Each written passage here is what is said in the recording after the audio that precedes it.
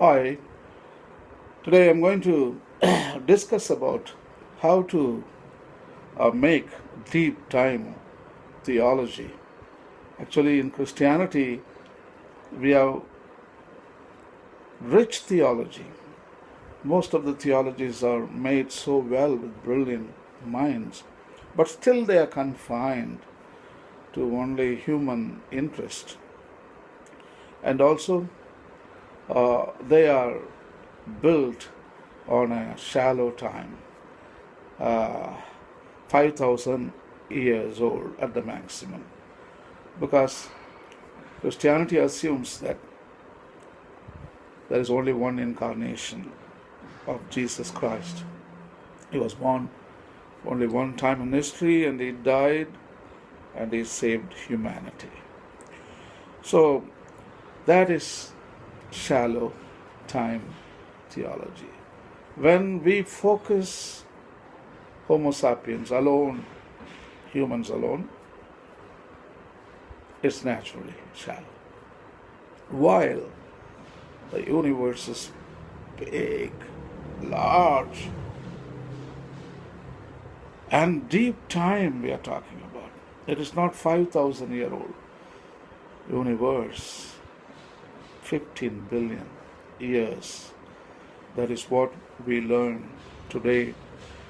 So if scientific evidence is reliable, that means we should make appropriate theology, because scientific input can be considered as new revelation.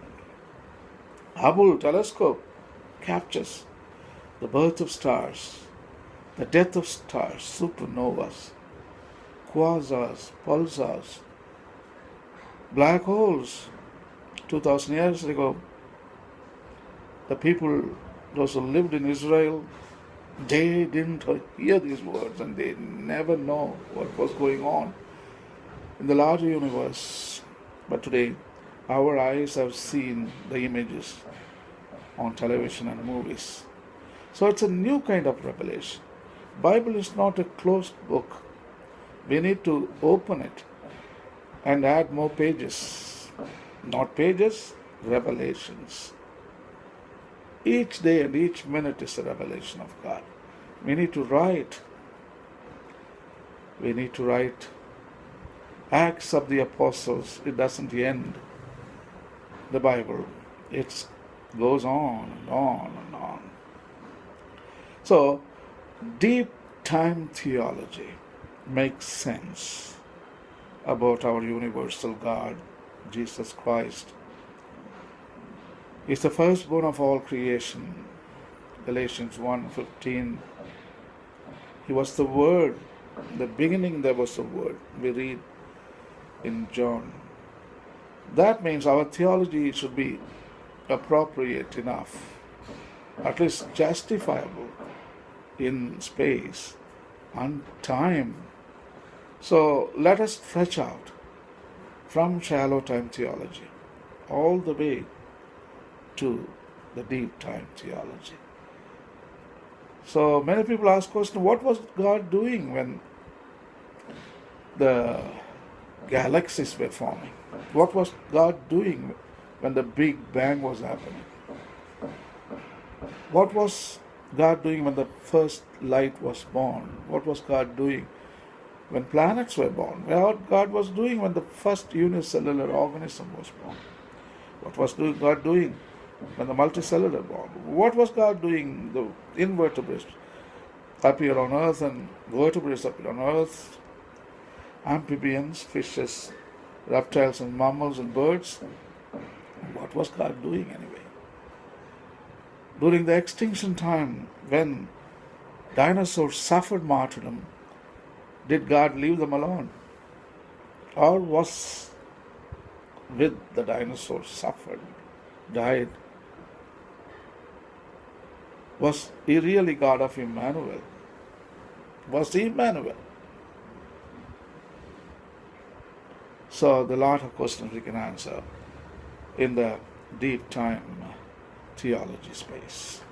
In shallow time, we can't answer many questions because it lacks space.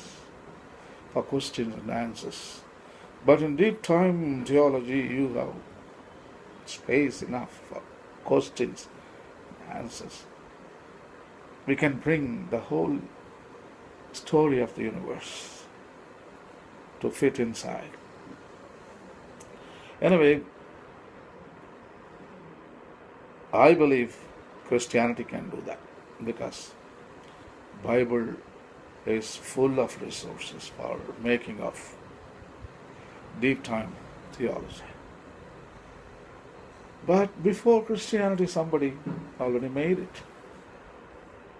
Vaishnavites, the followers of Vishnu in India, in Hinduism, they've already made it.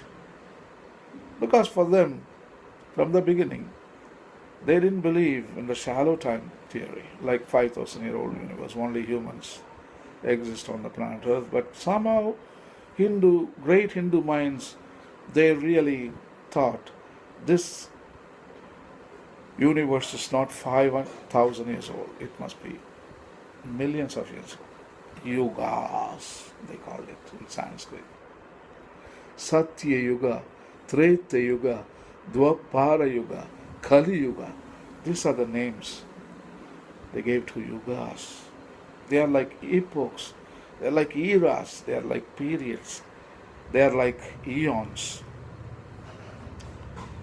Such a brilliant mind. So the brilliant mind, they understood this universe is vast, it's deep, time, and they made theology appropriately.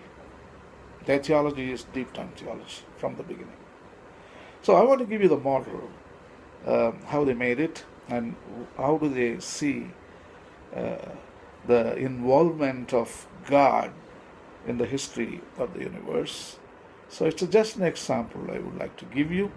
I am not a big theologian to make deep term theology, but I just give clues. That's all. That's only theologians have to pick up the clues and then make a great theology out of it. But this deep time theology is known in Hinduism as Dasavatara.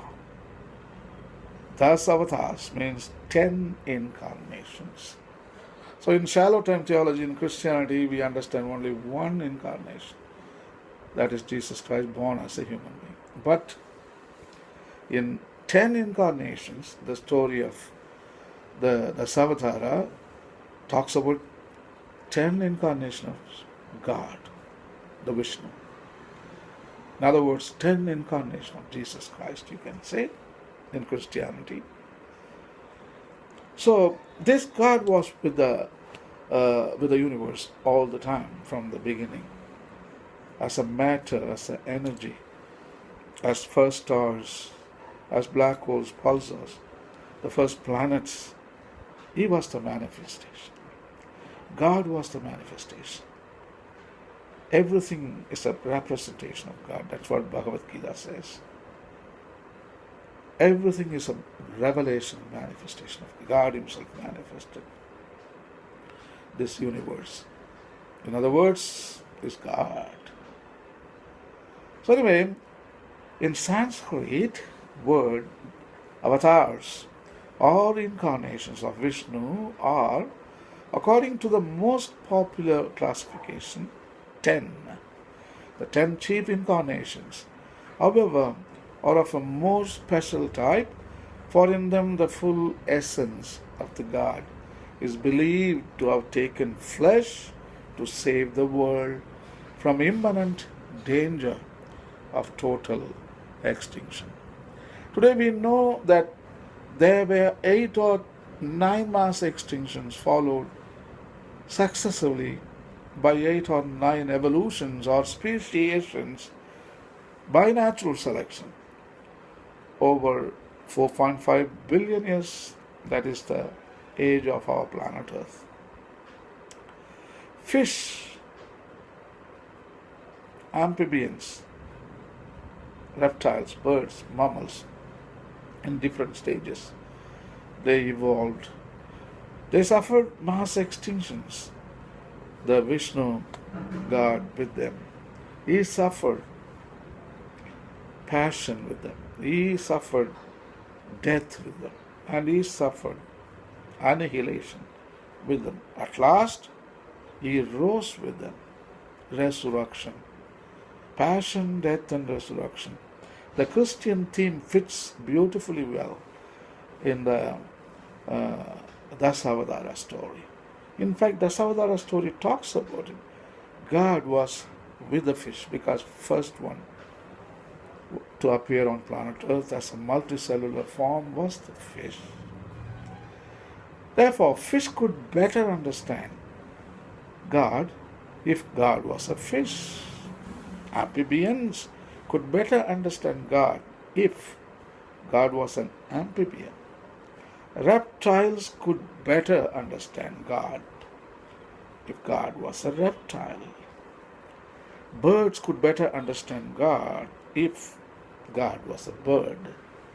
Mammals could better understand God if God was a mammal. We understand God as a human because we are humans.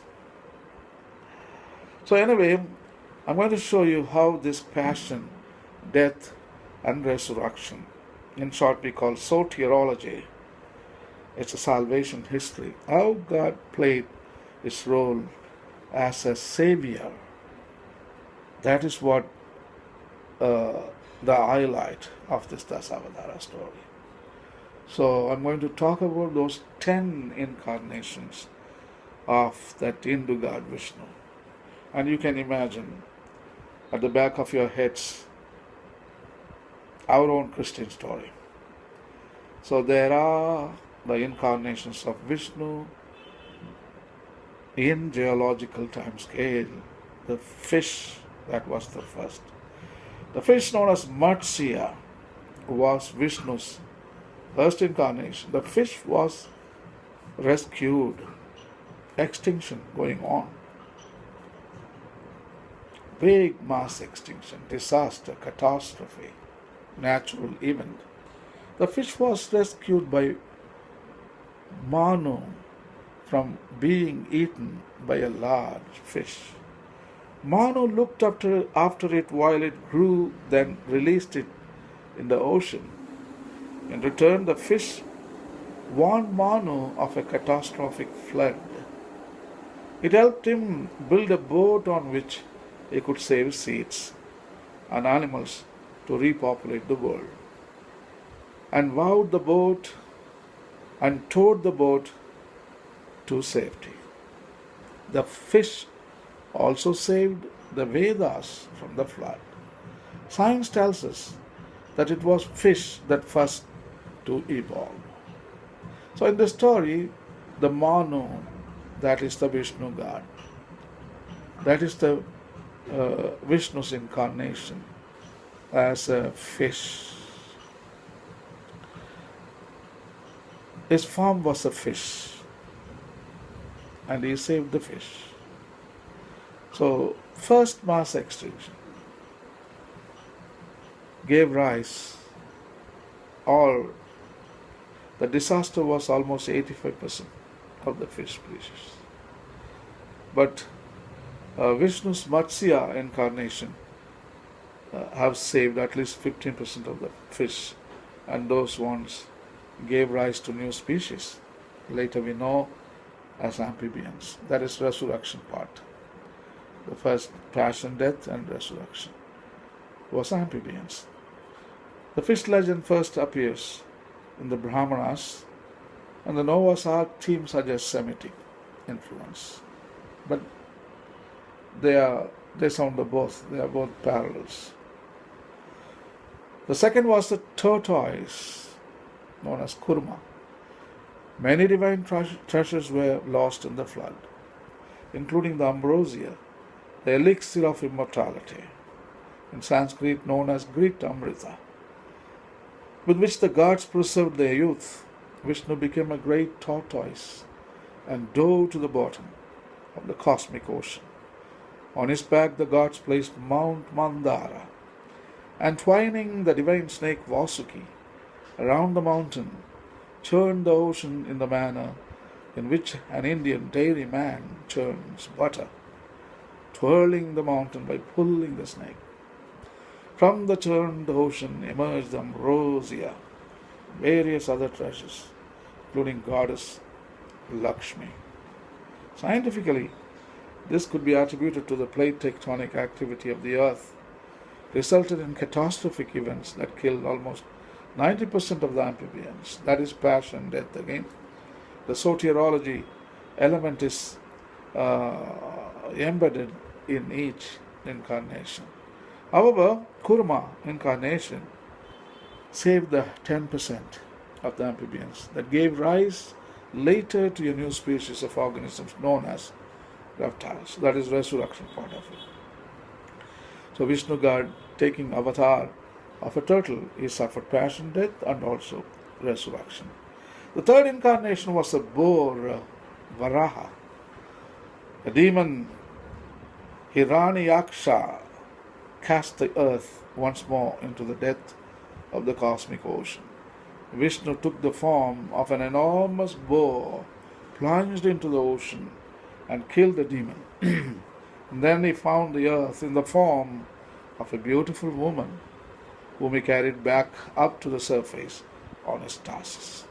The legend looks back to the Brahmanas, but probably developed through a primitive non-Aryan cult of a sacred pig. The cult of the boar incarnation was important in some parts of India in Gupta times during the 3rd, 4th, 5th centuries. In the history of our planet, the extinction of the reptiles was a very sad story, ending almost 95% of all species on Earth.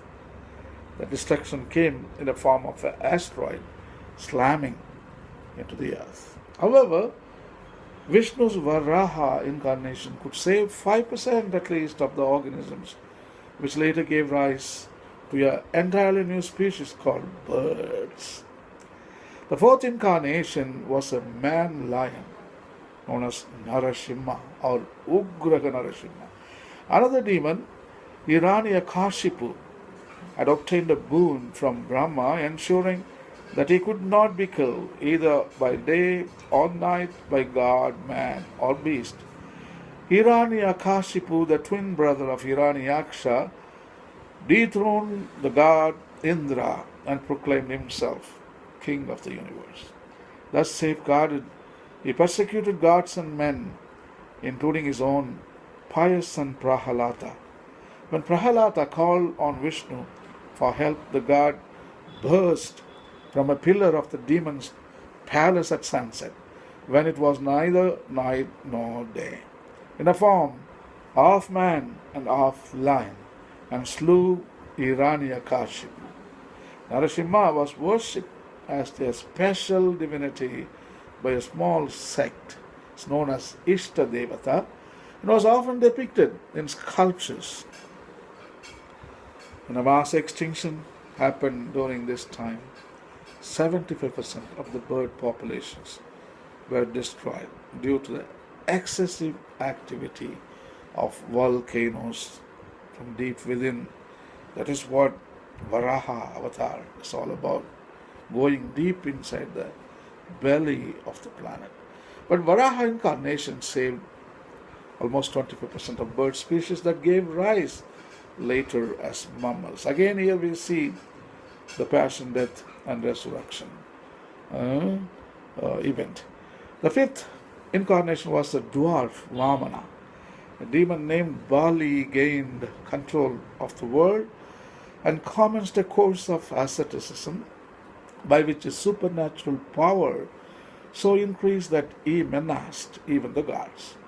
Vishnu appeared before him in the form of a dwarf and asked as a boon as much space as he could cover in 3 strides. When the boon was granted, the god became a giant and in 2 strides covered the earth, heaven, and the middle air. Magnanimously he refrained from taking his 3rd stride and left the infernal regions to the demons. The 3 steps of Vishnu are as old as Rig Veda, but other popular elements were incorporated into the story. During the same time, in the mass extinction event, mammals suffered 55% of extinction. It was called Ice Age. In the history of the planet, there have been 7 ice ages, destroyed so many species of plants and animals. But Vamana, Vishnu's Vamana incarnation, saved 45% of the mammals. It gave rise later to hominoids or prototype humans, maybe prototype monkeys, I should say, or apes.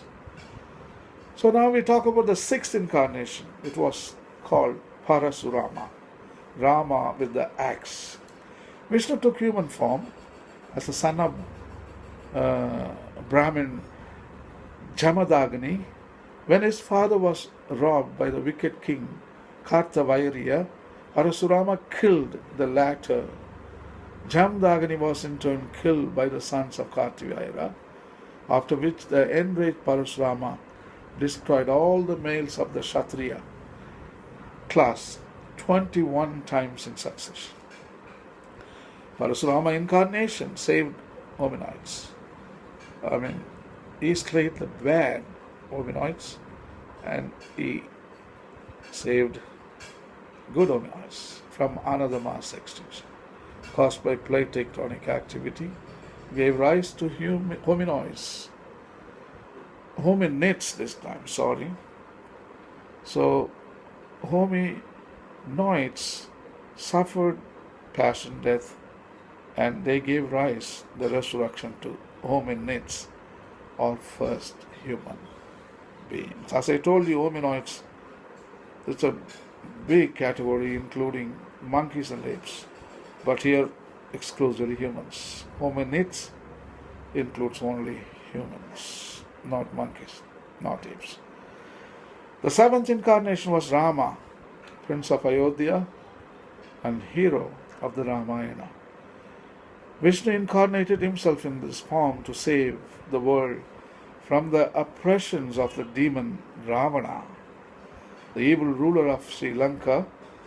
Rama, son of Ayodhya, won his wife Sita by bending and breaking Shiva's unbendable bow.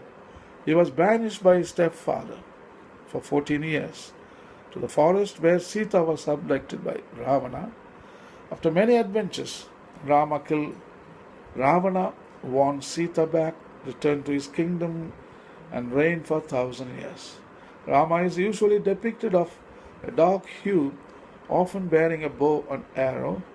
He is attended by his faithful queen Sita, the personification of wifely devotion. To his devotees, Rama combines the ideals of the gentle, faithful husband, the leader, brave in hardships, and the just and benevolent king. Probably this was exactly the same time of great apes or the prototype hominoids. The scientific anthropology called them Australopithecus afarensis, Australopithecus boisei, Australopithecus africanus, all these names. That is the time our human beings setting foot, probably getting up and walking on 2 feet, known as bipedals. Humans became bipedals at this time. And Ramayana story talks about the monkeys and humans and mixed together. So this was the time of great apes and humans, Australopithecus boisei, which suffered extinction from another powerful enemy. However, Rama incarnation saved the human species, which gave rise to Homo erectus or Homo habilis or Homo sapiens, but a more complex human. The 8th incarnation was Krishna, which is undoubtedly the most important of the incarnation of Vishnu, who is the hero of the great Indian epic Mahabharata. Krishna appears as the constant friend, advisor of the 5 Pandavas, and he preached the great sermon of the Bhagavad Gita to Arjuna before the battle, which is the center of the epic story. Krishna was brought up in obscurity among the community of cowherds after killing a succession of demons, including Vatsasura, who come in the disguise of a calf, Krishna killed demon Kamsa. He assisted the hero Arjuna in the great battle of Kurukshetra, disguised as a charioteer. After seeing the Pandavas safely installed in the Kurukshetra, Krishna returned to Dwaraka, his capital. Here, Yadavas, chiefs, quarreled among themselves. For all his divinity, Krishna could do nothing. His son Pradyumna was killed before his eyes, and his faithful brother Balarama wounded to death. Krishna dejectedly wandered in a forest.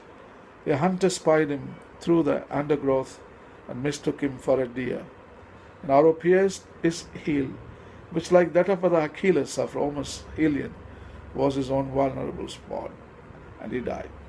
The city of Dwaraka was then swallowed by the sea. Maybe this is the same time this plate tectonic activities, all things happening in our human prehistory. Krishna incarnation ushered the Homo erectus into a new Homo sapiens. I think Krishna helped and the humans through his power and through his magic and through his teachings, and he warned them.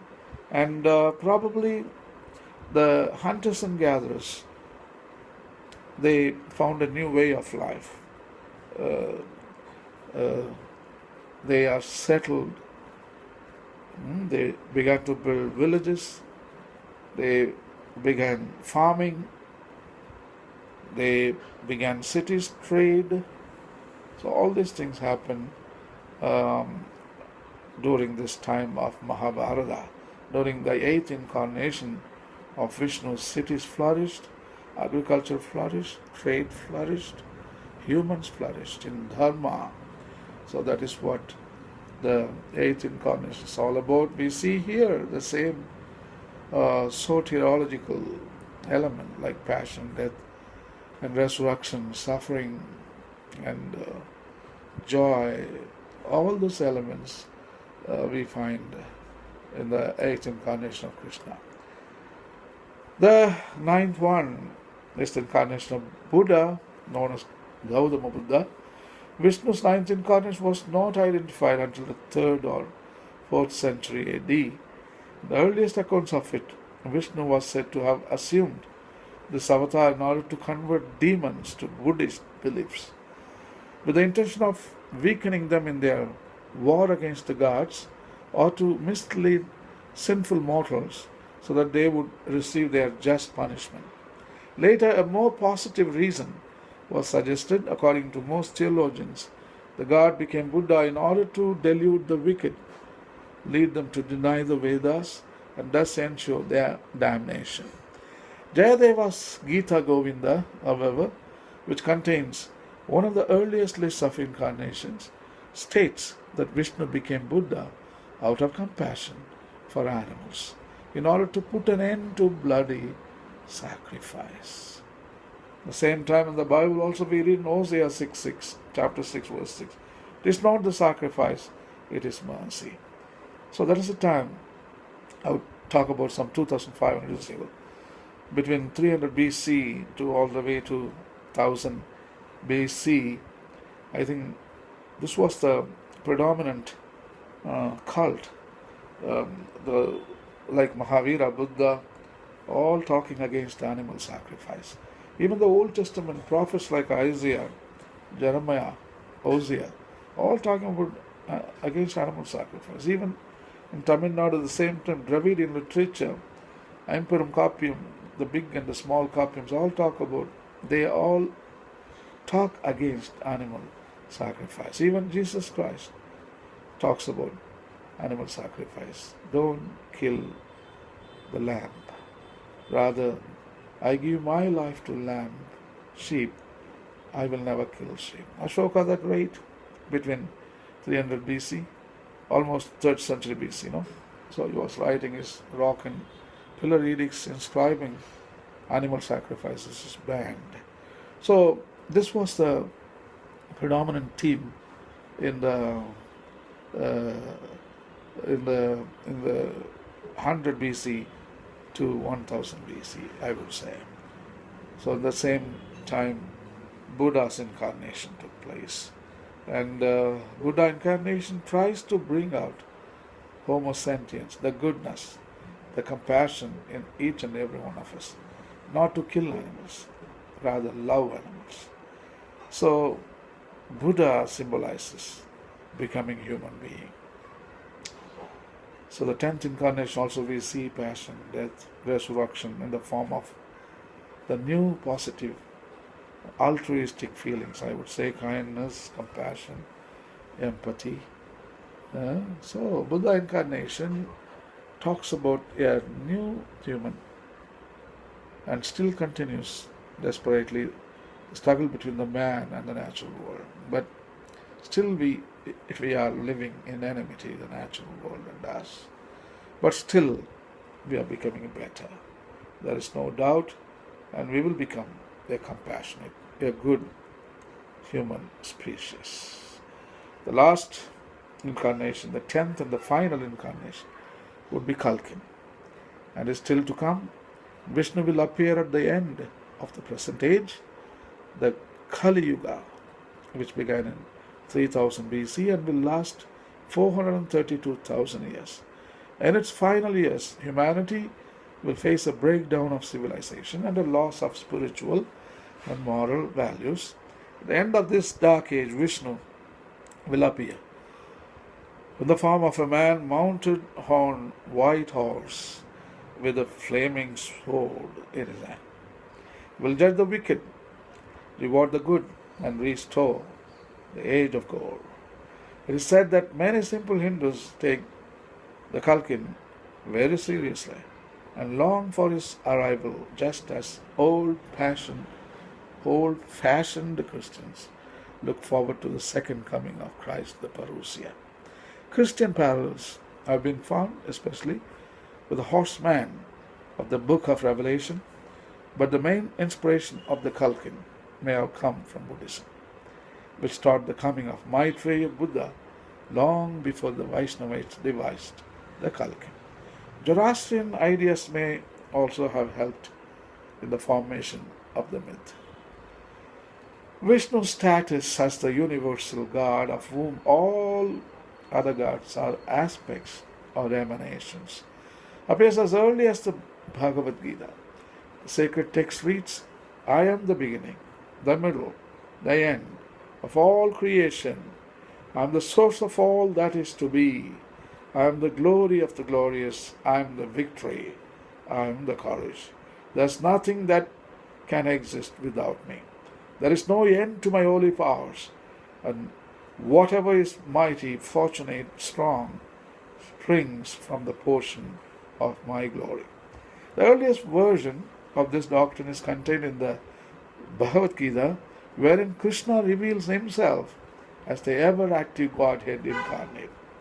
In essence, I am never born, I never alter, I am the Lord of all things and the full master of my own nature. Yet of my own power I come to be. Whenever the sacred law fails and evil raises its head, I take embodied birth to guard the righteous, to root out sinners, and to establish the sacred law. I am born from age to age.